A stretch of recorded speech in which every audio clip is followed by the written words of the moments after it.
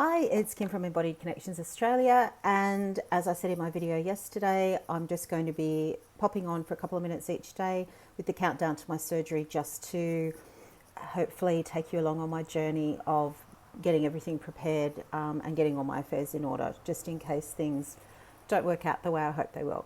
So 9 days to go, and today I just want to quickly talk to you about my will. And this is a typical case of the saying you may have heard about the cobbler's children having no shoes.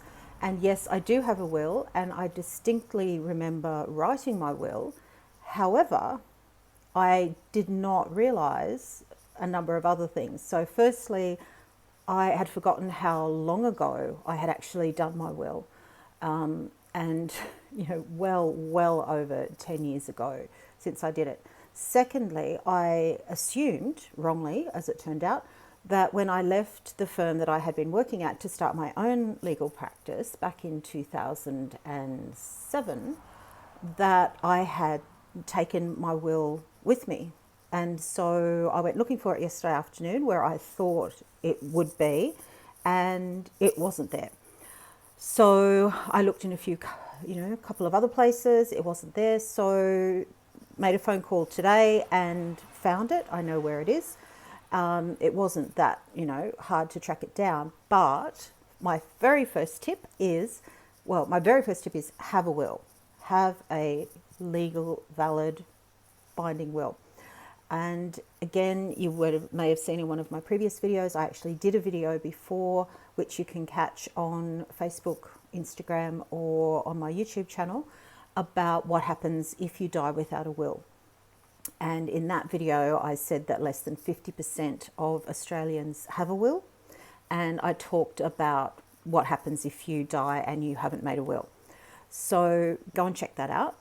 But that's my absolute first tip, is have a will. Make sure you have a will. So yes, you can go and see a solicitor, but you don't have to. You don't have to have a solicitor draw up your will. You can absolutely go and use one of the will kits at I can't remember now if they're still at the news agency or at the post office, but the will kits are absolutely suitable to make a good, simple will, provided that you follow the instructions to the letter, and especially when it comes to having the will witnessed and how it needs to be witnessed and witnessed properly and in a certain way for it to be legal and valid.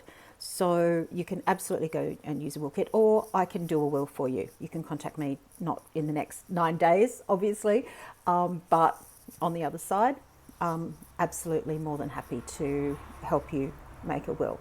So that's my absolute number one tip, have a will. My second tip is know where that will is. And I was guilty of that. I thought I knew where my will was. When I went to get it, it wasn't there. As I said, simple phone call, tracked it down. And so now I know where it is. So my next step is to make a note of that, because it's no good if I know where my will is and I'm dead, and no one else knows, that I even have one or where to find it.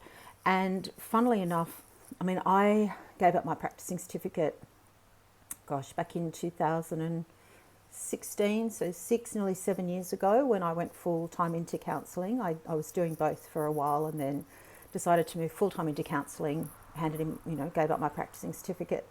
But I still get phone calls from people who knew me from when I was a solicitor, asking whether I have their parents' will.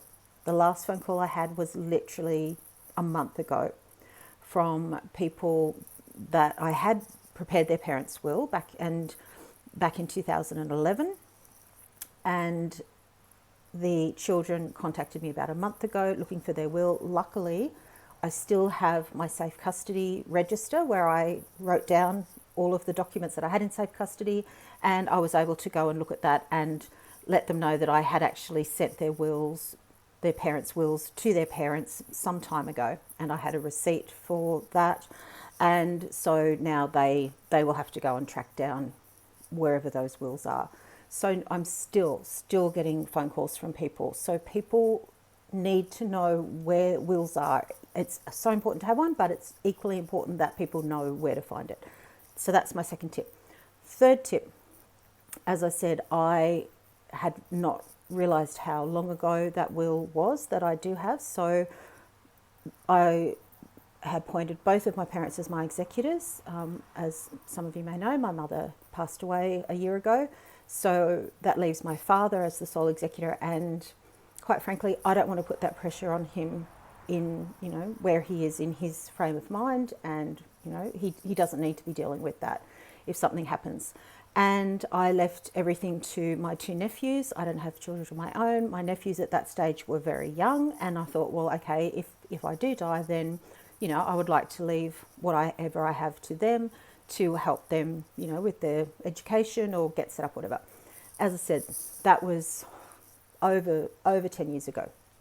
Both of my nephews now are grown men making their own way in the world, and my circumstances have changed, and I've decided that I actually want to leave whatever I have to charity when I die. No one in my family needs anything that I have in terms of assets or, money. They're all fine. So my circumstances have changed, so I'm not going to rush out in the 9 days that I have and update my will, but it is absolutely at the top of my to-do list once I'm recovered after my operation.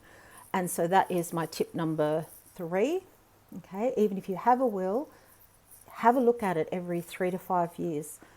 Relationships change, values change, circumstances change, your asset situation changes. So it's so important to update, or not necessarily update your will, but to review your will and have a look at it on a, not every month, but as I said, every 3 to 5 years, just have a look at it and see whether, you're happy to leave it as it is, or if you do want to update it or add a codicil or an addendum.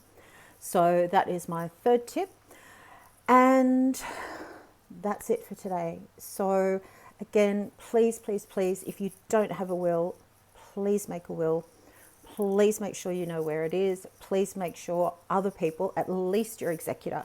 Now, that's the other thing. Oh gosh, so I'm sounding like Monty Python. There's four tips that I want to give you today. So the 4th one is, and you don't have to let people know what's in your will.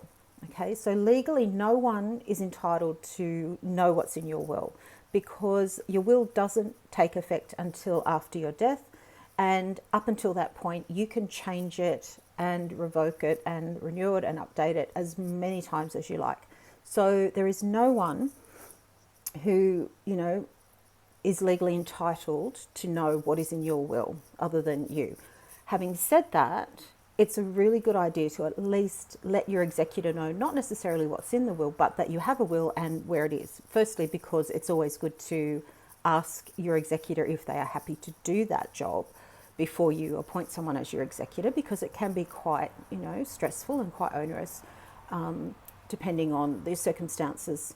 And so it's always a really good idea to get your executor's permission before you appoint them as the executor of your will, and then let them know where the will is. So that is my 4th tip. Okay, so my 4 tips today: make a will, know where it is and keep track of it, which I had not done, and let someone else know where it is. So that's what I'm going to be doing now, is writing down with my other important paperwork where my will is, so that if it's necessary, someone can go and find it. Thirdly, make sure it's updated. So that's the other thing I'm going to be doing when I get back, is to update my will and change it. And, as I said, I don't want to rush out and do it, because now that I know that, something I'm going to be thinking about over the next few weeks is, okay, who do I now want as my executor if it's not going to be my dad? And, as I said, okay, I've decided that I want to leave my assets elsewhere, so think about that. So that's the 3rd thing. And the 4th thing is to, just let your executor know and just tell someone. And so hopefully that helps, and I will see you tomorrow. And I am off now to write down where my will is now that I've tracked it down. Thank you. Much love. Bye.